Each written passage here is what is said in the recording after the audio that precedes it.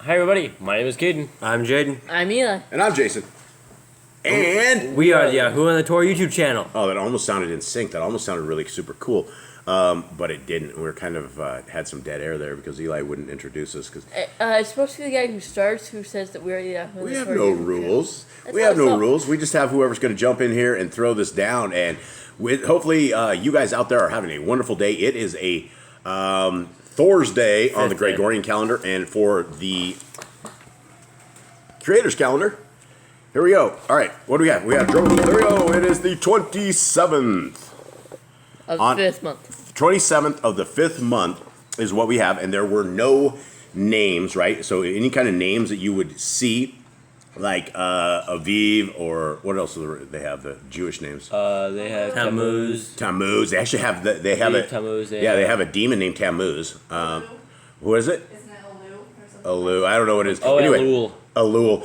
Yeah, Elul. That's what Jim Staley was preaching on. He was sitting there talking all about Elul. He had 40 videos on Elul, and I pointed out that even saying the name Elul is a Babylonian god, and we shouldn't be saying that, and everybody thought I was crazy. But anyway, our Creator does not have months that are named anything of the sort. So today is day 27 of month 5, and let us get into it. How you guys doing? Good. Everyone all right? Yeah. All right, so when do we have a new moon on this thing? So this is one thing we want to be doing is the new moon. It looks like the new moon. It's on first day. It is on the 30th of the 30th of our calendar, so Yah's calendar. So it is actually in 3 days. So everybody will want to blow their shofars in 3 days, and we still have yet to find the exact command for that, but there is precedent throughout scriptures that people did blow the shofars on the first day and feasts and various things of that nature. All right, so gentlemen, how are you doing? Everything all right? Yep. Yeah. Eli, how's your cow herding going? Pretty good. Pretty good. They were a little bad yesterday. Yeah? Yeah. Couldn't get them back? I was able to get one, and then they all split in 6 different directions. Man, how are these little short-legged cows able to outrun you, Eli? Like I said, bushes. Bushes. All right. Yeah, there's quite a bit of land over there, so it's easy to get lost. All right, so I'm going to take us over to a quick the other channel that we have, and this we have another channel. So we had a channel that we had at one point. I had 22,000 subs on, and then there was an event that happened in Las Vegas, USA, and I said there's something sketchy about that whole thing, and they banned my channel. This was like in 2017. So I had another channel, and so this is the channel we are on right here. It's JBoss008, and it's not full of Torah keepers, right? It is full of people that don't really like Yah. In fact, they're hardcore Christians, and so it's interesting. We get a lot of stuff here. So this is a comment, and this came from after the Wisdom Walks Hope Talks guy. Remember we discussed that one the other day? This guy's name is Holy Prophet. Like Holy Prophet. I don't know what is it. He goes, Sabbateans, which are people that keep the Sabbath, fear Paul. Muslims fear Paul. People who make up their own demon scriptures and ascribe it to others fear Paul. See a Gnostic pattern here?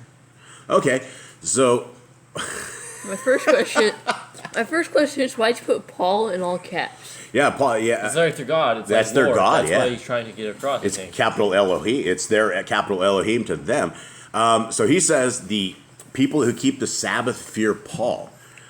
We fear nobody but Yahuwah. Yeah, we fear nobody but Yahweh. So yeah. people that are actually the children of Yah, he's saying fear Paul. Yeah, and I mean the mark of somebody who is a creature of our Creator's that is in His covenant is that they will absolutely keep Shabbat. So I went back and forth with this guy, and he wrote a couple more things in there, and I responded back, and I say Satanists love Paul. They love being lawless. That's what I said back to that. Then he writes me again. He goes, and this is what he writes me, 2 Corinthians 12, 7 through 9. Of course, he's going to quote Paul, right? Right. And to keep me from being too elated by abundance of revelations, a thorn was given to me in the flesh, a messenger of Satan to harass me, to keep me from being too elated. 3 times I besought the Lord. Of course, that is the wrong. He's saying Baal in that because it's lowercase Lord. Anyway, 3 times I besought the Lord about this, that it should leave me. But he said to me, my grace is sufficient for you, for my power is made perfect in weakness. So this guy quoted this. What's that to do with the law? Well, that's what my grace is sufficient. That is what the Christian motto is. My grace is sufficient. That's all they go with, right? They take one line out of the entire book. Oh, my grace is sufficient. Okay, everyone, his He grace had is like he sufficient. had like a demon of depression. He couldn't be happy. He couldn't do his work, and he couldn't figure it out. And somehow he's relating to this to being lawless. Yeah. I don't Or know. it could be a rash on the bottom of his foot. It could be athlete's foot or something. And he's like, I could barely even walk. And Yah's like, you're gonna have to deal with the athlete's foot. My grace is sufficient. But it's crazy. Okay, then he quotes this, Ephesians 6:10-12. For we are not contending against flesh and blood, but against the principalities, against the powers, against the world rulers of the present darkness, against the spiritual hosts of wickedness in heavenly places. All right. Still, it's like, what is he referring to? I mean, I had that on the back of my shirt, wrestling as well. What is he trying to get across? I don't know. This is what I replied to him. I said, and Paul is your God. Enjoy your deity because it's not Yahuwah. Grace, grace, grace, grace, grace, grace, grace, right into hell. Enjoy your swine and love of lawlessness. So then it gets even kind of a little weirder here. And he goes this. He goes, the old covenant was to teach obedience. It was to teach instant obedience without questioning. So what's the And endless backsliding. Remember, hence don't question. The law say about those mixed fibers, just do it.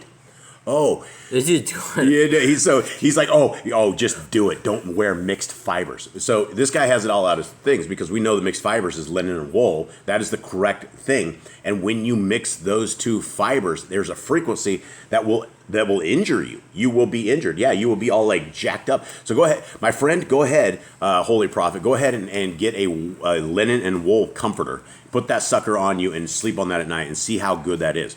So anyway, he says, don't just do it, right? That's the Christians right there. Oh, he won't let us wear other clothes. Just do it. That's instant obedience. And then Satan just like, be free, be free. I want to say something real quick. All right, do it. If the Old Testament was to teach obedience, what was the New Testament to them? Does that teach disobedience? What is the thing here? What is it? It's grace.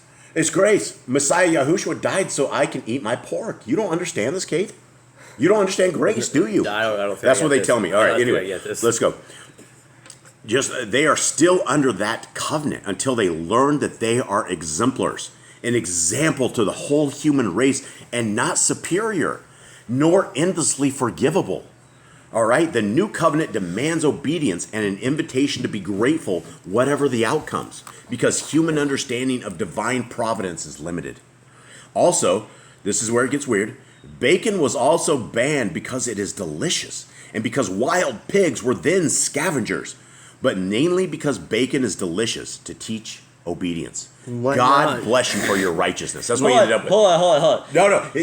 Yah told us because pig is so delicious, and he doesn't want you to wear linen and wool, and he has these crazy laws that are just crazy. Because it's delicious, he wanted to teach you this. That's like saying you can't have fun because it's too fun. It's too fun. Oh, you shouldn't do crack cocaine because it's just too good. It's too healthy. Yeah, it's too healthy. You're going to love that. So anyway, this is hilarious. So this is a pig eating the swine eating guy, right? And pig was banned because it is delicious. I can't become a school teacher because I'm too smart. Anyway, this is what I ended up. I said, my friend, show me one single scripture in context that supports your doctrine, but don't quote Paul. Anything outside of Paul that says the laws aren't for today. So anyway, he never wrote back, and that was a while ago, and it never ever ends. And it's like, let's do it, handy dandy drum roll. And Bacon was banned because it was too good. it was too delicious. That's really good. We don't drink because drinking alcohol is too good. That's why we're under the ban. Okay. Anyway, We don't eat our brother's blood because it's too good. yeah, I don't know what That's new. That's a new one for me. I've never heard that one before. bacon was too good because it was so good. But now, because Jesus died for our sins, we can eat that delicious What bacon. about the forbidden fruit? Was it just too good? It was too good. Hey, you shouldn't eat it. It was only a test, right? Don't eat this fruit because it was so good, pleasing to the eye. That's so weird. It's like I think Yah has a reason not to eat this stuff. This is like Yah doesn't want us to have the good stuff. Is that what he's saying? Yah doesn't want us to have the best stuff. This is what I believe. At this point, because of the way pig is and the way the Christians are, I believe, and I've said it before, that it is the crack cocaine of the Christian religion, right? They will sell their mama's house, they will sell their mama's car, they will steal from their friends, and probably steal bacon from their friends, because it doesn't matter. It's all on the cross, right? We don't have laws. The laws of God are only there because the delicious bacon was so good. But now that Jesus died, we can have that deliciousness back. That's possibly the worst argument I have ever heard on bacon. It was bad because it's too good. Not because it's unhealthy, not because it's not good for you, not because they're the living trash cans of the world, but it was just too good. I love bacon. All right. That's amazing. That's amazing.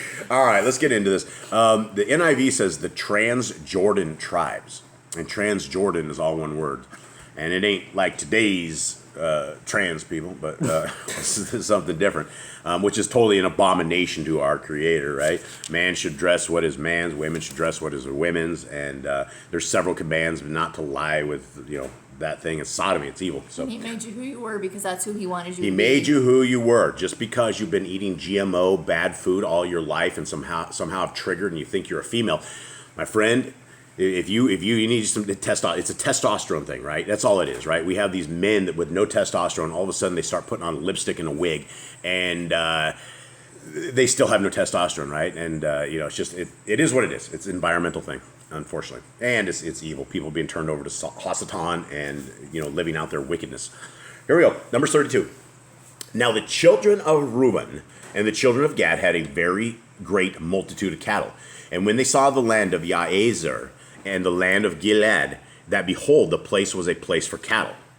The children of Gad and the children of Reuben came and spoke unto Moshe and Eleazar the priest, and unto the princes of the assembly, saying, Ataroth and Divon and Yaezer and Nimrah and Chesbon and Eleala and Sevam and Nevu and Beon, even the country which Yahuwah smote before the assembly of Yashrael is a land for cattle, and your servants have come. Okay, so what's going on here? So basically, they want a certain piece of land. So these dudes, these two tribes, there's two tribes, right? Mm-hmm. Yeah. Two tribes have more cattle than they can even deal with. And so they found the very first spot that they got into that they took over. They're like, hey, we need this for cattle, right? And so what do you guys think? I mean, what just right off the cuff of your gate, it'd be like you, all of us as a tribe, right? 5 of us, we go and we're going to go maraud the neighbor's land, right? We're going to take over the whole country here. And we take over the neighbor's land first. And then 2 of you guys decide, hey, this is really, really good. But we're like, hey, we're taking over the whole country. I need the rest of you guys. So this is kind of what we're looking at right here. All right, 5. Wherefore said they, if we have found grace in your sight, let this land be given unto your servants for a possession, and bring us not over the Yarden. At this point, there's no grace in the sight of these guys with Moses. Grace? What are you talking They were about? talking where they, if we have found grace in your eyes, Oh. I found favor in their eyes. Well, this is the other generation. I'm sure, dude, I think Moshe loved these people.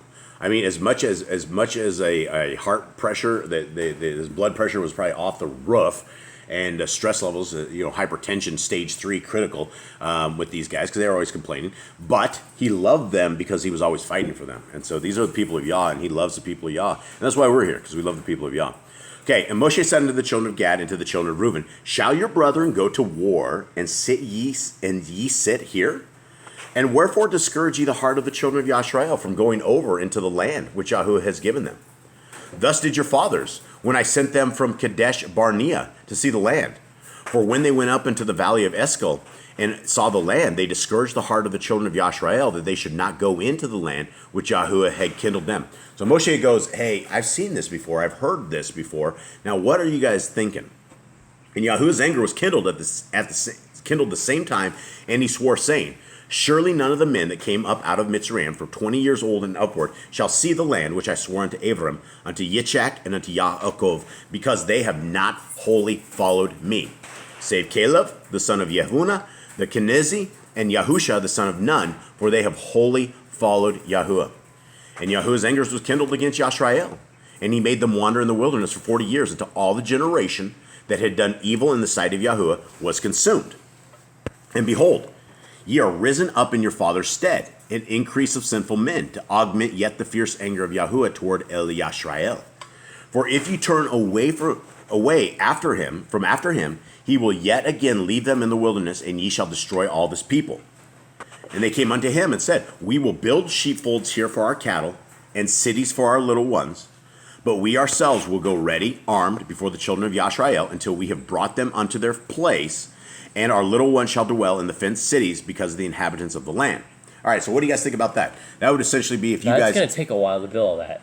It would take a long time. Yeah, I mean, he's talking a city. He's not talking like a village. He's talking a city. And so a city usually has walls and it's, there's safety in there. What do you guys think of that? If you guys were, if say, for instance, we were overtaking part of the country and Eli decided he wanted to go there, and is this a good situation? I would say you'd have the land once we get everything taken over.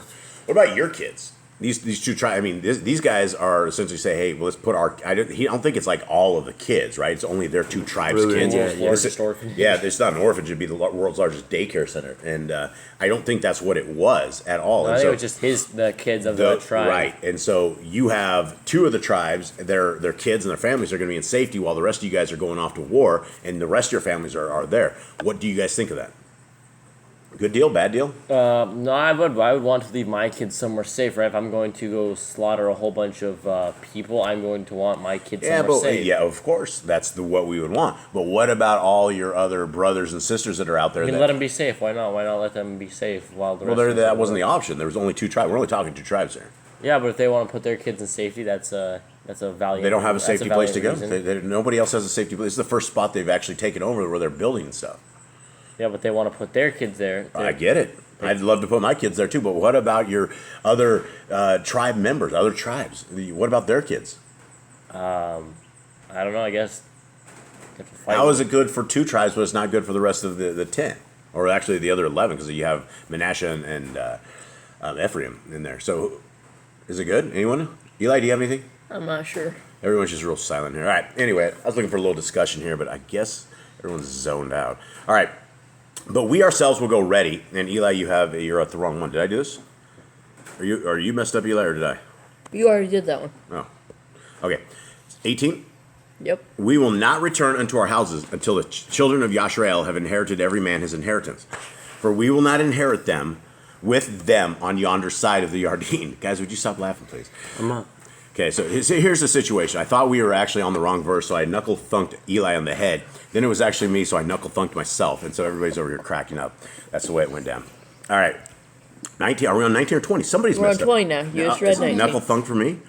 We're on 20. All right. And Moshe said unto them, if we will do this thing, if we will go armed before Yahuwah to war, and will go all of you armed over the Yarden before Yahuwah until he has driven out his enemies from before him, and the land be subdued before Yahuwah, then afterwards ye shall return and be guiltless before Yahuwah and before Yashrael, and this land shall be your possession before Yahuwah. But if you will not do so, behold, you have sinned against Yahuwah, and be sure your sin will find you out. Okay, that's big words right there. Make sure your sin will find you out. This is, I think, a part of a broader lesson here, right? Because a lot of times people can do evil and nobody knows about it, right? It's closet evil, or you do evil, or people will surf pornography and they will. It's always a hidden thing, right? It's always in the closet or in the thing, whatever. It's always a hiding thing. But here's the thing: Moshe says you got to do what you say you're going to do, or Yahuwah will find you. Your sin will be found out, and so hunt you down. It's not going to be humans that are going to judge you. It's going to be judged by the hand of Elohim Most High. And that's very concerning for all of us. Build you cities for your little ones, and folds for your sheep, and do that which has proceeded out of your mouth. Did I miss one, Eli? No, I just moved. Oh, that's you get this knuckle thunk this time. All right. And the children of Gad and the children of Reuben spoke unto Moshe, saying, your servants will do as my Adonai commands. Our little ones, our women, our flocks, and all our cattle shall be there in the cities of Gilead. But your servants will pass over, every man armed for war, before Yahuwah to battle, as my Adonai says. So concerning them Moshe commanded Eleazar the priest, and Yahusha the son of Nun, and the chief fathers of the tribes of the children of Yashrael. And Moshe said unto them, if the children of Gad and the children of Reuben will pass with you over of the Yarden, every man armed to battle before Yahuwah, and the land shall be subdued before you, then ye shall give them the land of Gilead for a possession. But if they will not pass over with you armed, they shall have possessions among you in the land of Canaan.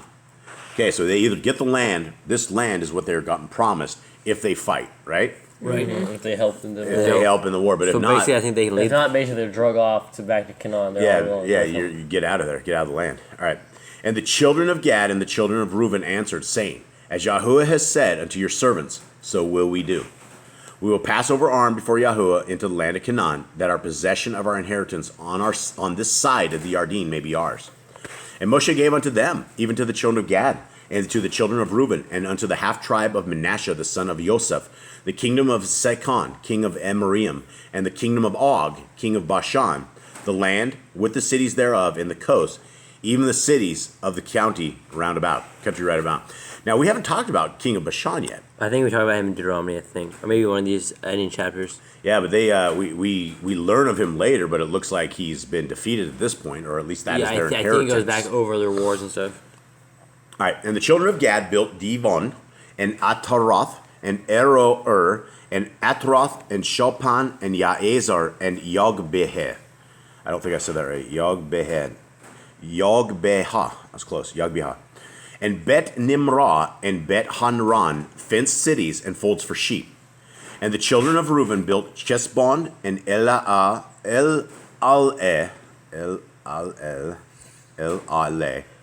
and, sorry folks, and I can't get to close, and Kirathium and Nevu and Baal Meon, their names being changed. Yeah, why would you want to settle up in Baal? And Sevam, and gave other names unto the cities which they built. And the children of Machir, the son of Manasseh, went to Gilead, and took it, and disposed the emery which were in it. And Moshe gave Gilead unto Machir, the son of Manasseh, and he dwelt therein. And Yair, the son of Manasseh, went and took the small towns thereof, and called them Kavoth Yair. And Novak went and took Kenath, and the villages thereof, and called it Novak after his own name. Okay, any commandments? No. All right.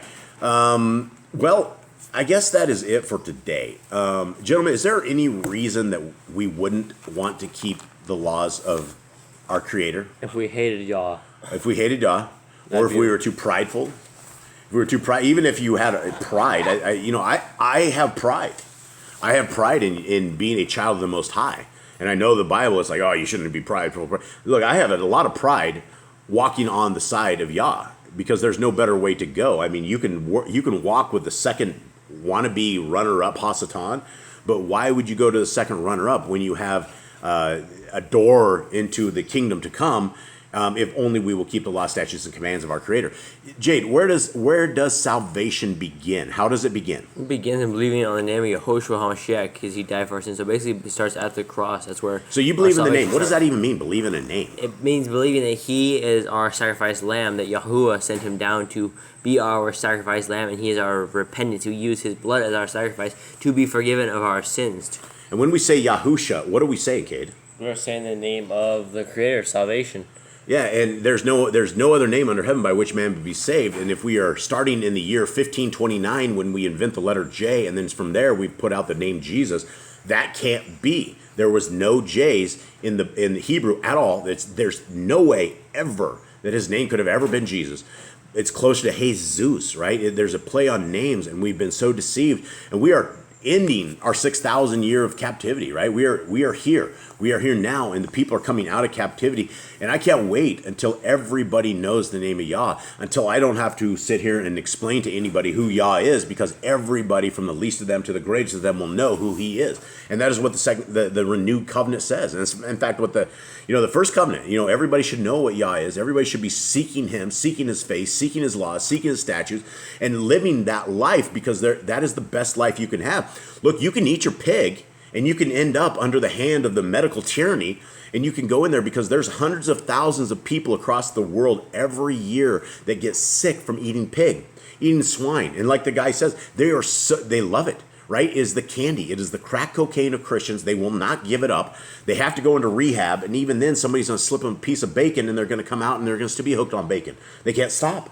Right? It is an addiction of the flesh, and it is what Yah has put as a testing mark for everybody. He says, look, I'm going to design something that's going to go around and it's going to eat poop. It's going to eat dead carcasses. It's going to eat absolutely everything. It's going to wallow in its own feces. It's going to love it. In fact, it's going to get up from being inside of mire and muck. It's going to be completely coated with pig poop, and it's going to smile. And it's going to have no problems whatsoever, because it can live in those kind of things. But if we did that, we would get sick. Go try to roll around in pig poop for a while and see how many bacteria, diseases you get. But yet these people have a tremendous amount of faith in the skillet. right? The skillet is what's going to get rid of all these things that are going to kill you. It doesn't. Yeah, it doesn't. But at the end of the day, you can fry it up as hard as you want, and you can try to make it as clean as you want. You can put the Holy Spirit on it. You can ask Jesus to bless your pork, and at the end of the day, you are still an abomination to our Creator because you are going against His laws. And there's a lot of laws you can go against, but every law that I've ever found makes a complete sense. There's no reason not to. It's foolish not to keep the laws of Yah. It is absolutely foolish, and I would say even though it says in Proverbs that you shouldn't call somebody a fool or don't call you rocket or something, they're fools. They're complete fools, and I don't care what Solomon says on some of that. It's not Torah, but I mean these people are fools, and we don't want to be fools. All right, so that's that. I think that's good. I think it is time to bath all our dogs. Oh yeah, and tonight we're doing Youth for Yah. Yeah, Youth for Yah tonight live at I don't know what time. Are we going back to 7? I don't know. We're going to do it as late as possible that we can do with these dogs because everybody gets really super tired around 7 o'clock here. So 10 pit bulls, and you don't want. Might be 6, might be 7. Just check. Might be 6, might be 7. We're gonna put it up there so you guys will be able to see it, and we'll go live. But thank you guys very, very much to all of our family out there. I know a lot of you Torah family are struggling right now. Keep the faith in Yah. Yah will not let you down. He will never, ever not provide for you. There's going to be tests. There's going to be tribulations. There's going to be valleys and dips and canyons and things that we must go through, but He will never leave us, nor will He forsake us. Much love to everybody out there. All right, shalom. Shalom.